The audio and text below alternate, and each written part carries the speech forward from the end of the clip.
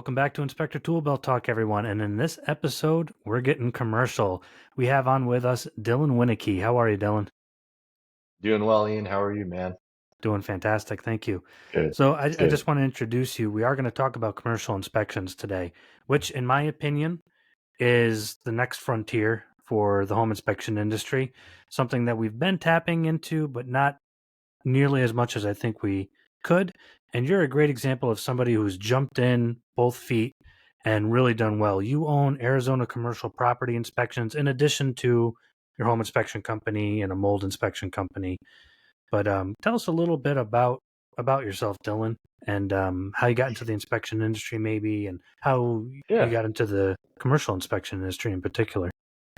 absolutely. Yeah. So I was born and raised in Flagstaff, Arizona, and my dad was a fireman, my grandpa was a fireman, and so I thought, I should be a fireman. So I was working in the trades a little bit after college, and I decided to go become a fireman, and that's what I did in 2012. And after a couple of years, I realized, man, we have some time off, and I don't like sitting around. I was working a lot of overtime, and which can be really hard on your family. You lose some sleep, you lose some time. And so I said, well, you know what? I'll look into home inspections, and knew another home firefighter that was also a home inspector. So I kind of got some advice from him and got going. And 2018 got licensed here in Arizona. It's a licensing required state. So got going. And I mean, it got so busy so fast. And then also being a firefighter, kind of things happened quickly. I had to start hiring people, which probably before I really was ready or really even wanted to, but I did, and it was great. So started hiring some great inspectors. Was blessed to just have some amazing people come to my team, and started kind of building this multi-inspector firm without even really planning it. I like to say putting the plane together as I fly it, kind of thing. But Mm-hmm. um, then, in 2021, I decided, I was like, you know what? I had a realtor come to me and say, "Hey, would you inspect a hotel?" And I'm like, "Sure, why not? Let's look at it." And like I said, I had some good people on my team, so I asked one of my guys who I knew had come from another company. He had done some commercial in the past, and he said, "Yeah, this is how I would propose it. This is what we should charge. This is how we'll do it." So we took a team and we did a 180 room hotel, and we did it in 8 hours and made $8,000. And it was like, well, that's a no brainer. Let's get into this. Mm-hmm. And so I started looking into the industry a little more. I also started a school, a home inspection school. I realized there was only really one in-person home inspection school here locally. After COVID, a lot of them went online and things like that.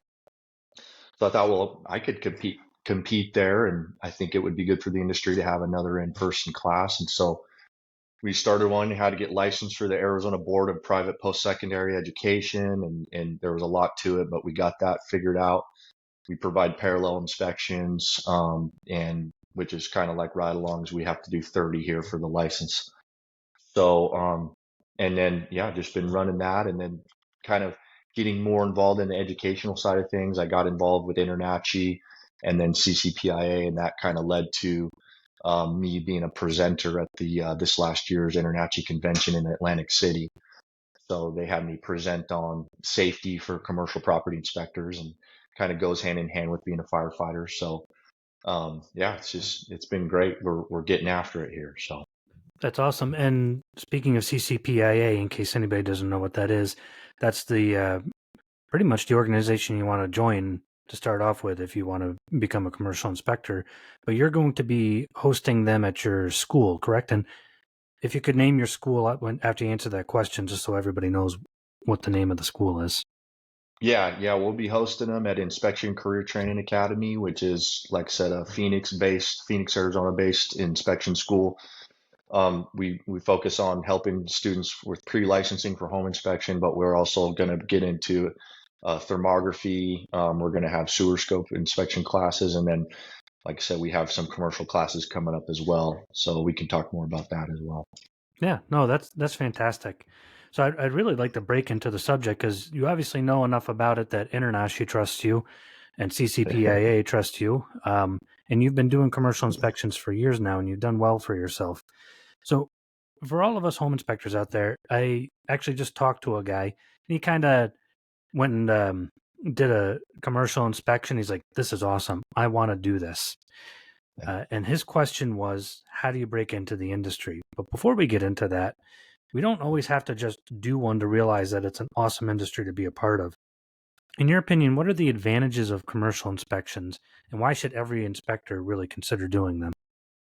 Yeah. I mean, the biggest one that everybody it's kind of right out in the open is money. I mean, Hmm. it's a lot more money. It can be a lot more money, depending on how you want to do things and how you want to set yourself up. But I mean, for me personally, I mean, the first year we started doing it, it raised my income about $60,000 year one, and then year two is $85,000. And Nice. then, we actually year to date today, this is what is it, the 16th? I mean, it's early January, and we've almost made $40,000 this year because we performed a single commercial property inspection, and we charged $32,000 for it.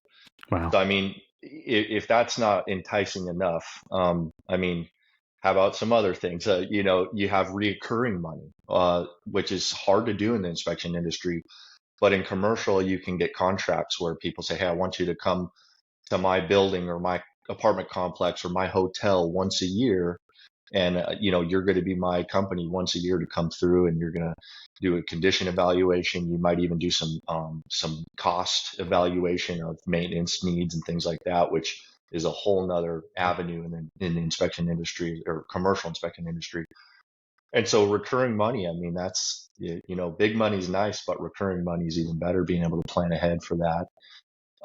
You break up the monotony. A lot of home inspectors, you're just doing home inspection after home inspection, maybe two a day, 5 days a week. And it's like, I'm seeing the same stuff, especially Arizona. We have a lot of tract homes, it could just, you're seeing the same stuff. So it breaks up the monotony. It kind of gives you something new to look at, something exciting. You can grow professionally. You start taking classes and you start expanding your knowledge. And that's what we found to be really motivating.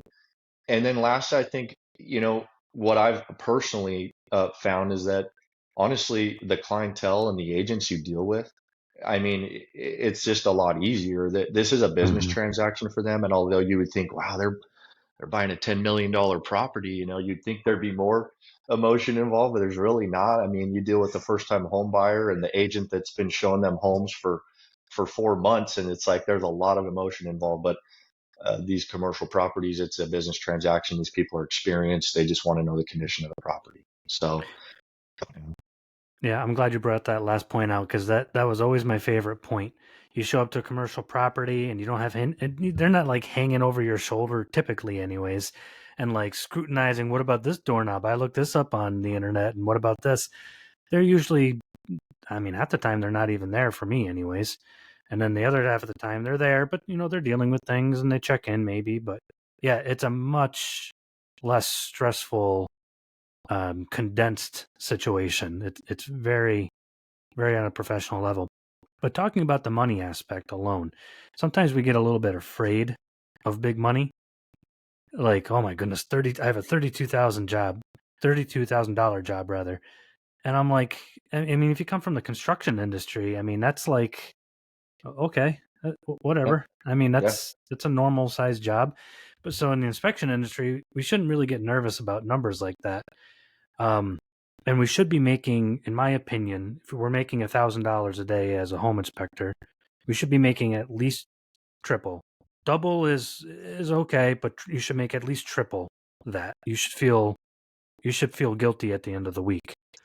I hate saying it absolutely. that way. Yeah. Yeah. No, I like it. I think that's a great way to look at it. I mean, and like I said, the recurring money ability or the ability to get into these different contracts, or just people that we even have a client that hires us to go out monthly to go to these different properties. We take 10 photos and we come home, and that's all they want. And I mean, but they found us because we're a commercial property inspection company, you know? So And that also makes, if you ever want to retire too, that makes your business very sellable. It's hard to sell a home inspection company. I watched a 5 inspector company get sold for like 5 grand. It was basically yeah, the value of their website. And they didn't, because there's no recurring income. Nobody wants to buy it. It's not like you have a dentist with 20,000 clients and they know that they're going to keep at least 87% of them. But now you sell a company that says, hey, we have 50 contracts out there. Here's our average income based on just that. And here's our projected income based on what would come in. That makes you a very sellable target. And you could sell your company to even like property maintenance companies and things like that that would love to have the inspections plus the maintenance, or even Yeah. just another commercial inspector. Yeah, I Yeah. couldn't agree more. It's why I've kind of expanded to a lot of these other avenues of like the school and commercial and other ancillaries because I've listened to your podcast for a lot of years, and it's been one of my motivation to, get into these other facets that maybe you can again become more sellable one day, and we all look forward to a retirement one day, right? Hmm. So Yeah, that's fantastic. So, going back to the question that the one guy asked me, it was just a couple weeks ago, and he asked, "How do I break into it? Like, what do I do?" You yeah, kind of fell into it when I was doing it. I don't do it much anymore. When I was doing it, I kind of fell into it too. Somebody asked me to inspect a commercial building, then it turned into another one, and it just happened. But if you want to do it purposefully, how would you recommend a guy, quote unquote, break into the industry? it's very simple. As far as the very first thing you do is you get on the CCPIA website, and again, that's the Certified Commercial Property Inspection Association. I again, because I stumbled into it and realized that holy cow, I just inspected a 180 room hotel, and I made I charged this person $8,000. I better have some standards to go by, I'll be honest, I've kind of put the cart before the horse. And so what I realized was if you don't have a standard you're inspecting to, then you're opening yourself up to a ton of liability, right? We have standards that we have to abide by here in Arizona. They adopted the ASHI standards, or maybe you use the NACHI standards in other parts of the country. It doesn't matter. You have standards to where when somebody calls and says, "Hey, you didn't find this or you didn't inspect that," and you say, "Well, that's beyond our scope. That's beyond our standard." And if you're not doing that on a commercial building where they're spending millions of dollars, you got to think they probably have lawyers, right? And probably can afford them. Now, I don't say that to scare you. I say it actually to make you more comfortable, because if you're inspecting to a standard and you have insurance, there's really nothing to worry about, in my opinion. So, obviously do your job and be good at it, and take all the education and training and experience you can get. But at the end of the day, if you stick within the standards, you're okay. And so the CCPI, provides that. It's free now it's not free to become a member, but once you become a member, it's free. You have access to the standards, and you can set your templates up, your report writing software up, to make sure you're abiding by by those standards and you're not missing anything. They're very, very similar to a home inspection. There are some different commercial, specifics that are important to know and memorize and make sure you're reporting. But yeah, I'd say that would be the very first thing.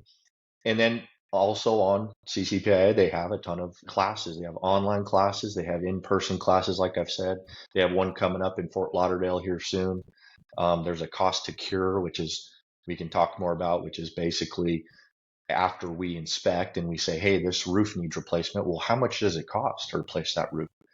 And unlike a home inspection where we're not going to really get into that, the commercial industry actually kind of expects that. Hmm. And so that's a class that they're offering in February 8th and 9th at the House of Horrors. And then we have one coming up at the end of January as well here locally in Phoenix. So it's going to be Introduction to Commercial Property Inspection. So this is where you kind of, again, you're breaking into it, you're getting your feet wet, you're understanding that, wow, this is something I can do as long as I have these standards and guidelines to stick to, and I can start growing my experience and my education through CCPIA, Fantastic points. I wrote down a couple of things as you were talking there. I like the point about having standards.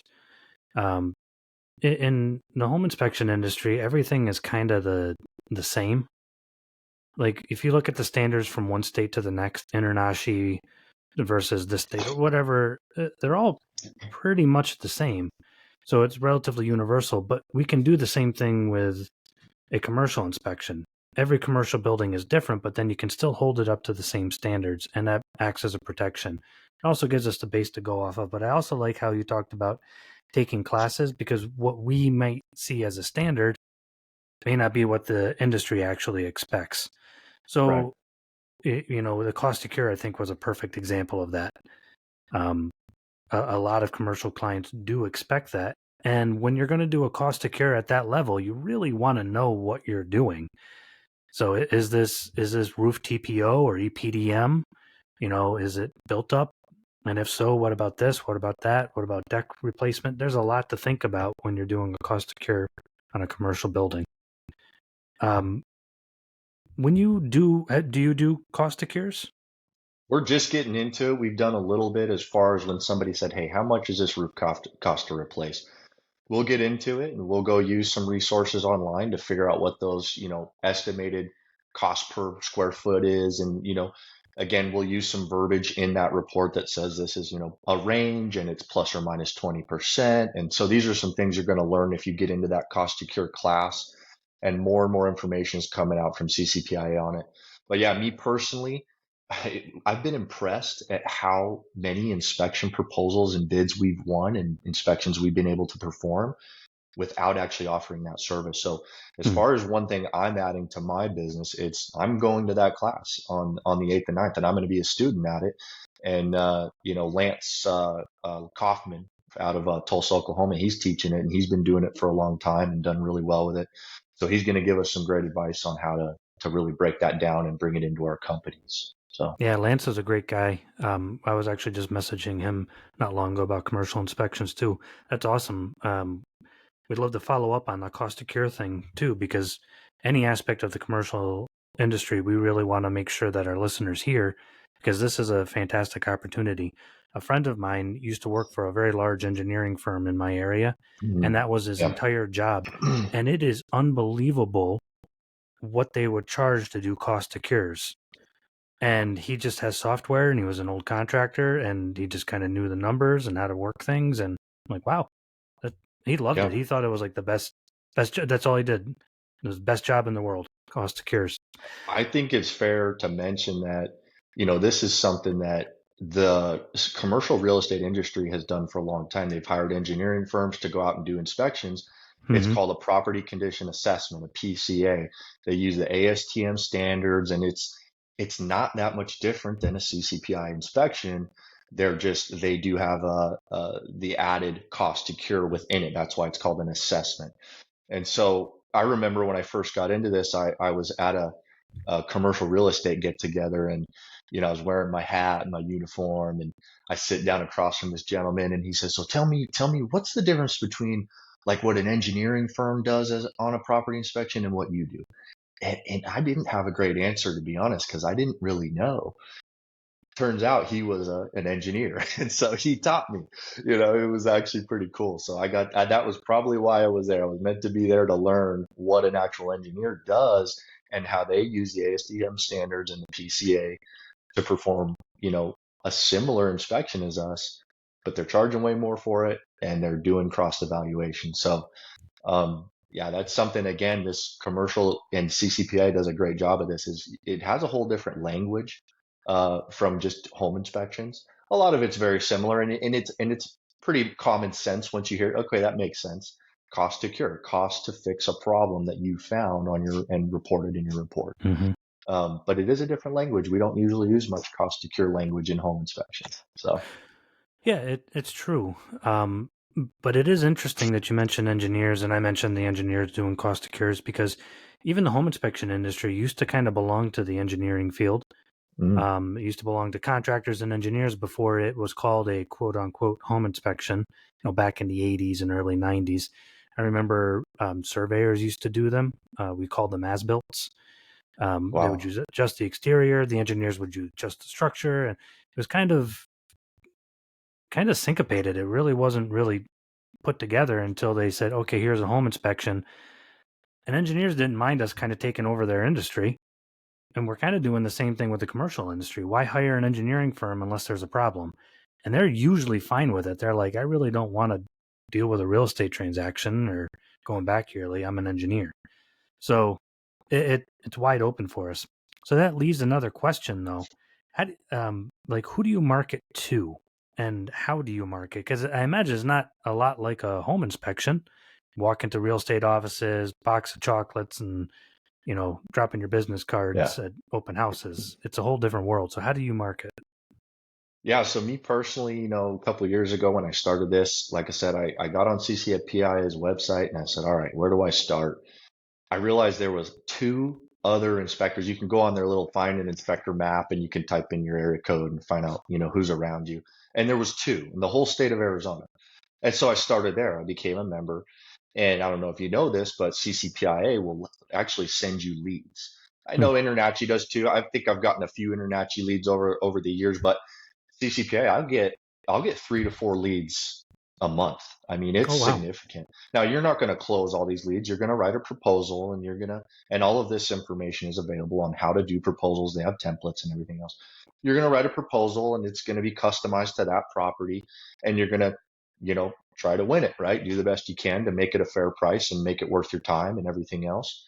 And you might win it, you might not. But we've got a significant amount of leads from them. In fact, the $32,000 job I did 2 weeks ago was a CCPI lead. I mean, I Wow. didn't pay any money other than my membership fee for that.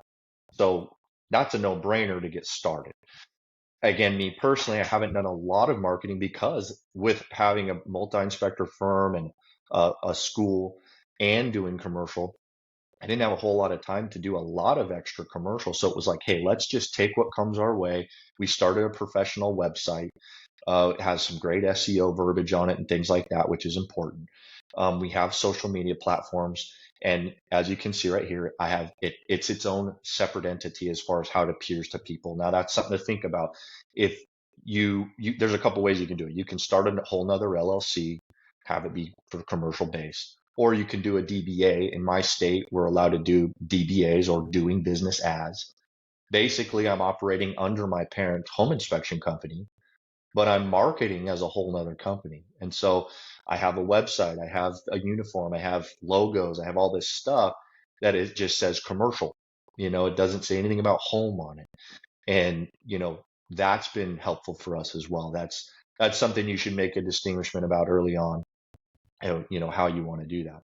I personally, I like a little mixture of both, as far as, I'm sorry, I like the DBA because I only have to do one set of taxes and only have to have one insurance policy. So I mean that you do save a little money there. Now, if you're gonna do well with this, you're gonna make enough money to where those probably aren't a big deal. So just some things to think about there. But I don't know if that answers your question. No, no, it very much does. And I'm glad you brought up the part about having a separate company because a lot of times I feel like some of us throw spaghetti at the wall to see if it sticks. Like, oh, I have a commercial page on my website, ABC Home Inspections, and has a little picture of a house as part of our logo. And it's like commercial buyers that are going to pay you anywhere from $200,000 to $200,000 to do an inspection. They're going to want to see you as a commercial building inspector. You're going to want a separate logo that doesn't look like a home inspection logo. You're going to want a separate uniform, separate website, separate social media, everything that you just said. Statistically speaking, our clients that separate those do extremely well. We have clients all over the country. And if you just look at all over the US and Canada, actually, if you just look at the numbers of the guys that get commercial leads from their home inspection website versus what they close on their commercial only websites for commercial inspections, it's a no-brainer. It is a lot more work. Like you're maintaining two brands, you're maintaining two sets of uniforms, but ultimately it works. I personally do the DBA thing mostly for insurance.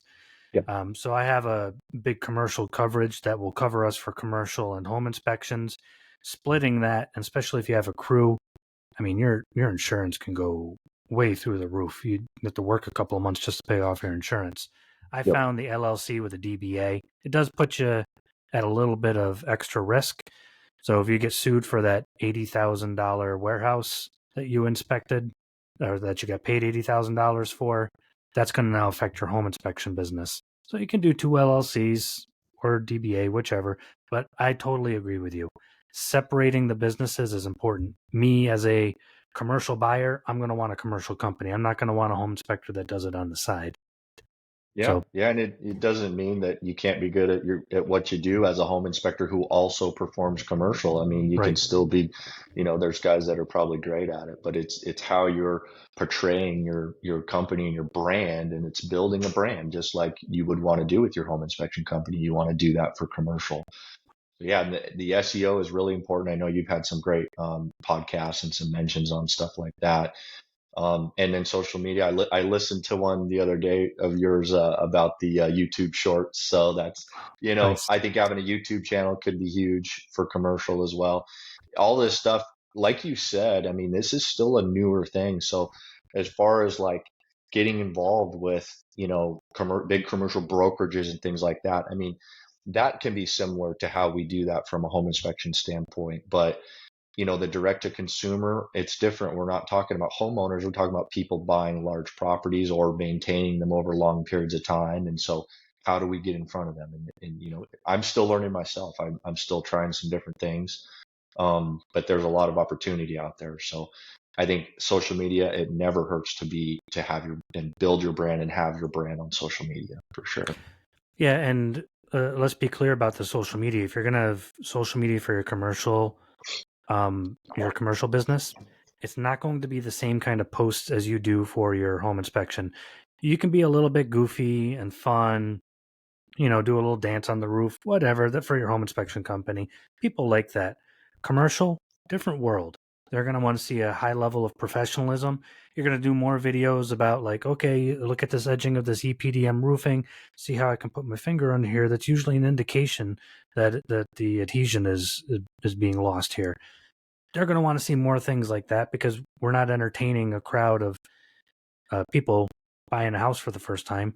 We're appealing to business professionals and say, okay, these guys are out there, they're active, and they're not usually going to follow us. They're usually just going to check on us. Okay, are they active? Who are they? And the nice thing is, when you mention SEO, I don't want to say SEO is easy for commercial inspections, but it's way easier than for home inspections because there's so little competition compared to a home inspector. In my market, there's I don't know how many hundreds of home inspectors, 500, 600. Out of those, maybe a half a dozen commercial inspectors. So a lot easier to compete with SEO at that level. Let me ask you: do you Totally. have any success with like visiting commercial real estate offices or talking with engineering firms or things like that? I do have an engineering firm I work with. They are specific. It's actually the one that I was talking about that I sat down across from the guy. So he's actually an industrial hygienist. And so he's a Hmm. very specific type of building engineer. And so if there's a need for an entire property condition inspection, we're the best people for that. And we can get the report out quicker. And these are all things we discussed together that he was like, wow, I could actually refer you some business because it sounds like you can do things pretty proficiently and efficiently and maybe faster and better than I can in certain ways. And then you just bring me out when you have some big, large, issue with moisture or mold or asbestos, which is a huge deal in the commercial industry, right? There's a building, downtown Phoenix here. It was purchased and fully remodeled, but well, basically gutted first because it was built when asbestos fireproofing was common.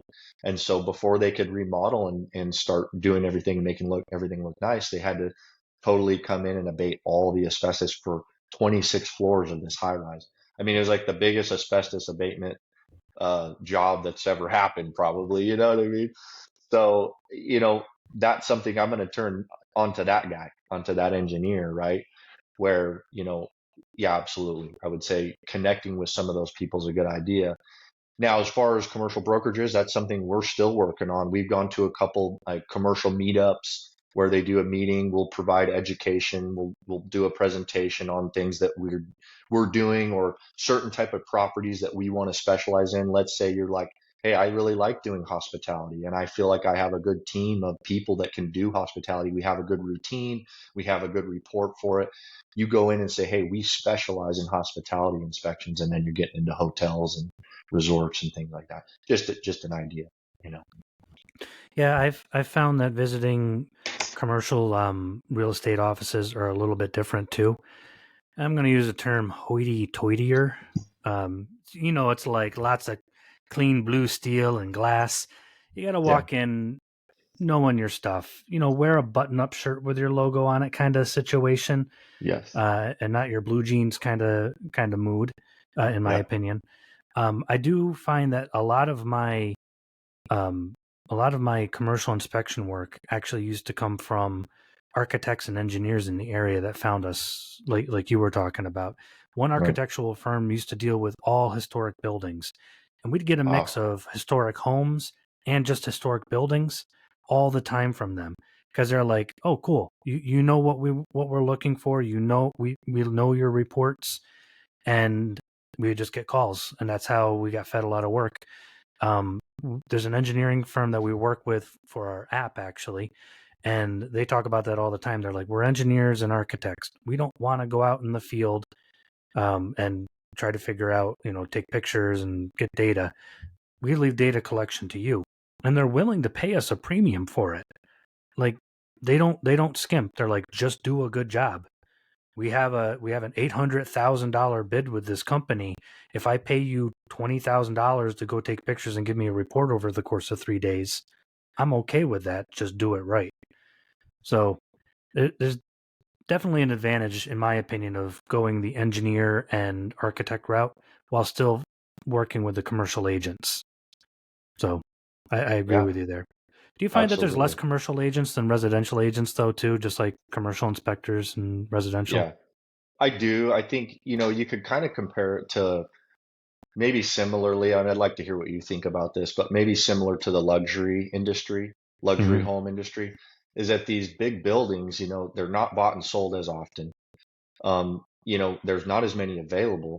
And so, you might have a commercial real estate agent, she's working with this client for years before they actually decide on a property. And Hmm. again, there's a business involved usually too. They're not just buying it to live in it, they're buying it and they have to develop a business plan and all these different evaluations. The due diligence is totally different. A lot of times there's a 90-day due diligence period. And so yeah, I do. I think there's less of them. I think it can be a lucrative industry for the real estate professionals, but I think it's a lot of work before you actually start gaining some ground and selling some properties and that type of thing.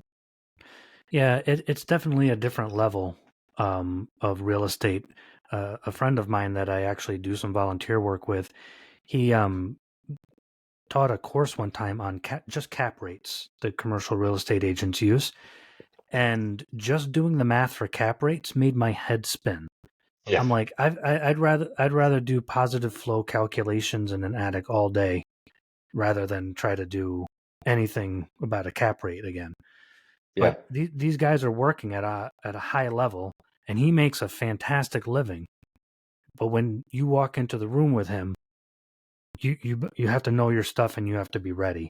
We can't have a little side job going on and showing up in street clothes and saying, "Hey man, I'd love to do a commercial inspection for you." You have to be ready. You have to be out there, and you have to be polished. you have to know So, that language, like you said. It really is. There's a different language in a cap rate or a triple net lease. It's like, well, what are these things? And if you mhm. don't start reading these articles and taking some training and getting involved, you're not going to learn it, and you're not going to be comfortable going out to those, like you said, those offices. So Exactly. So I think, to go along with what you just said, there's something to be said about even just taking some real estate courses, just on the side. They don't have to be big. You can just Udemy or something will probably have a course that you could take just so you can learn the lingo and you can speak their speak. That would probably help quite a bit. What about subcontractors? Do you use a lot of subcontractors? Do you keep everything in house?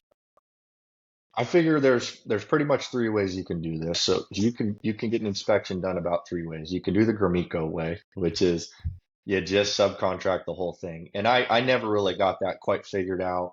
Basically, what it is you would say, I'm going to get a roofer, I'm going to get an HVAC professional, I might get an engineer to look at the structure, maybe even a parking lot specialist. People don't realize how important the parking lot is for a commercial inspection. It is a Or very expensive? Very expensive. People care a lot about that. It's the first thing people see when they approach, the building. So, yeah, maybe you sub out all these people. Well, what I kind of stumbled with was, it's hard to get those people all there on the same day, and it almost can become more work than just going, hey, I'm going to take my team and go do it. So there's one way you can just subcontract the whole thing. The other thing is you can do is you don't subcontract anything. You do it all yourself. And now you're taking on all the liability or looking at systems that maybe you're not that familiar with. So I like somewhere right in the middle. And in my opinion, I think it is important to bring out some specialists in certain areas. Like I said, that building industrial hygienist, maybe for environmental stuff. You know, this is a nice thing to know. So if you're doing the IAC2 mold inspections, great job, right? Awesome class. It's a good certification to have. It says in there that is for residential homes only. So if you're using that on commercial properties, you're kind of going beyond the scope, actually against what the scope says. CCPIA does have a mold and air quality class that you can take, so I would do that instead. But again, there might be some things you want to subcontract. So another one that we have is like fire suppression. Okay. Mm-hmm. So fire suppression, or maybe there's an engineering thing that the people already know about, a big cracked beam, and they saw it when they walked in and they said, hey, can you guys take a look at that? Yeah, sure. I'll bring out an engineer, and we have people that can do that. So you start to get this kind of group of subcontractors that you trust and know, and you can use them and bring them in. Now, over time, you might even start to learn from them. I want to be on that property when they're there, and I want to start learning from them. And then after a while, you're like, hey, I can look at fire suppression. I'm not going to test the enunciator panel, and I'm not going to, flow, stuff through the standpipe, but I can do a condition inspection and see if things are leaking and rusted and appear to be, when was the last time they were serviced, and you can take a picture of the data plates and the tags and everything. I mean, that's very doable, and you just have in your agreement that that's the scope that you're performing. That's a good little tangent to talk about, is having everything you're going to do in your agreement outlined and what scope you're going to perform, you know. Those are fantastic points, and I'm kind of along the same lines as you. I'm a little bit in the middle. I'll do the bulk of the inspection, but then I'll bring in some specialists. The one thing I do find, and I know Nick listens, but sorry, Nick, but I do find the subcontracting route does create some problems because not everybody's going to be as diligent as you want them to. I remember one time we were doing this big commercial building, ironically, for engineers. They put an engineering firm in there. And I go downstairs to check on this biggest heating unit I've ever seen in my life. And it was ginormous. And I go down and the heating guy's leaving. And I'm like, was everything okay? He's like, yeah, it was okay. I'm like, can you tell me anything about it? Yeah, it looks good to me. And he leaves. And then I'm like, so I ended up having to like go through and reinspect it myself just to make sure. I found some things to take note of. If you're not really on top of those guys all the time, you're not always going to get great information. So it's a lot to watch having them all there at once. I found staggering them, even over the course of a couple of days, is usually the best thing. But the most I've ever learned about commercial roofing was, and I'm not trying to brag or sound whatever, but I know a fair amount about commercial roofing. I went up on this roof with this guy that has done it his whole life. And I go, can I ask you a question? Like, how about this here? I've not seen anything like this in particular before. And he spent the better part of 2 hours blowing my mind. Yeah. Yeah. And I'm like, it's like my eyes were finally opened. I'm like, how did I not know some of this? I love And it. it was magical. Oh, I still Yeah. remember things he taught me. And just one afternoon. There's a lot to be said about learning from other people that's their specialty. All he does is that roof day in, day out. So Right. there's a lot of benefit to that. I agree. And like I said, you can learn a ton from them. And then again, you may get comfortable enough to where you're like, okay, I know what they would look for as a specialist. I'm leveled up, and my report writing and everything else is that much easier. I know what I'm looking for. My client's getting a ton of value, but I'm not having to bring in all these other people. And then something to consider too is the code of ethics, right? I mean, really what they say is we're not supposed to be doing, and this is a CCPIA thing, by the way. So when I say they, what I'm saying is we're really not supposed to be doing any work to a property within 1 year after our inspection, just like the home inspection industry. And so really you're supposed to get a contract with that subcontractor signed saying that they won't pursue that. Well, I don't know about you guys, but in Arizona in the middle of the summer, if I get an HVAC contractor to come inspect 30 units on a roof, he's going to want to be at first in line to repair all the stuff he just found and recommendations he's making. And he's going to have to understand that he's not going to be able to do that. And he's going to have a year where that building owner or new owner can come in and say, well, we're going to go find somebody else because you can't do the work for us. So, Yeah. something to think about. It is something to think about. And all this information is very helpful. And we're actually going to have somebody that on the show in several weeks from now, Rob Klaus, who's the director of education for CCPIA. And he's actually coming to your school too, correct? Yeah, absolutely. Sounds like your school's the place to be. So if we're around Arizona and we want to learn some commercial inspection stuff, get a hold of Dillon and get in on some of those classes, because this really is the next big thing. And I'll tell you, it is fun. Just from my personal perspective, it's fun. You're there with other inspectors and other people, and you have this big building to look at. You see different things. It is a lot of fun. It's not as big and as scary as we would think it is. One quick question, though, before we kind of conclude our discussion here. What about service area? One of the things that I hear guys say is they don't want to travel very far. And I mean, there's going to be a big difference between a guy in rural Montana versus somebody in Phoenix, Arizona. The big difference. But do you travel like out of state, or do you have a wider area than you would for your service area for your home inspection business? Yeah, I think defining the service area is super important. One, because of SEO and all the stuff we've talked about already before, but then also like branding and everything. I mean, I'm Arizona Commercial Property Inspection, so people know that's kind of where I go. Now, I will go anywhere in Arizona to answer your question. I will go further because, again, I'm getting paid more. And people usually understand that there's going to be some built-in cost involved with that. So like I said, the big one we just did a couple weeks ago was a 4-hour drive. We were there with 4 inspectors for 5 days. I mean, we needed a hotel and lodging and all that stuff. So there is more to that. We're willing to, because again, just the fees are higher, and again, we wanted to get more experience, and we knew that not everything is happening right here in Phoenix. And honestly, Arizona has a lot of rural areas that may not have professional people. Maybe there are people buying buildings that want to try to do it on their own, so they are trying to just find roofers or HVAC people. Well, they're hard to find. Whereas we can just travel over there with 1 or 2 or 3 or 4 of us and perform a really professional inspection and a really professional report, and there's a lot of value in that. So, and we charge for it. So yeah, I would say defining your service area, and I think you're right that it makes a difference what type of city and area you live in. So something to consider for sure. The CCPIA having that find an inspector link is pretty helpful. Like I said, when I first went on there a couple of years ago, it was one in Flagstaff and one in Tucson. There wasn't even one in the Phoenix area. Now there's about 15, 16, which still, for 800 home inspectors in Arizona, you got 15 of them are on CCPIA. So, I mean, it's kind of like, you're not competing with as many people for sure. Yeah, well, I tell you what, Dillon, you sharing your knowledge like this today is extremely appreciated, because this is your business, and you share how you do things with the entire inspection community. So thank you very much for that. And if somebody did want to take one of the classes at your school, what's your website address? It's www.azicta.com. So Inspection Career Training Academy. And like I said, they can get a hold of us there. My phone number's on there as well. And like I said, we're going to have a ton of commercial stuff coming up. We're pretty excited.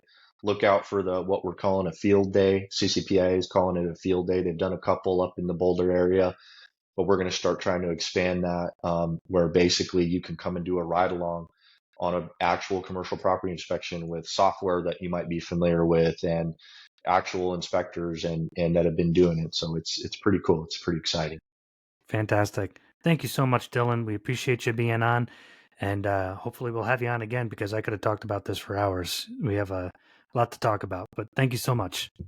Thanks again, Ian. Bye.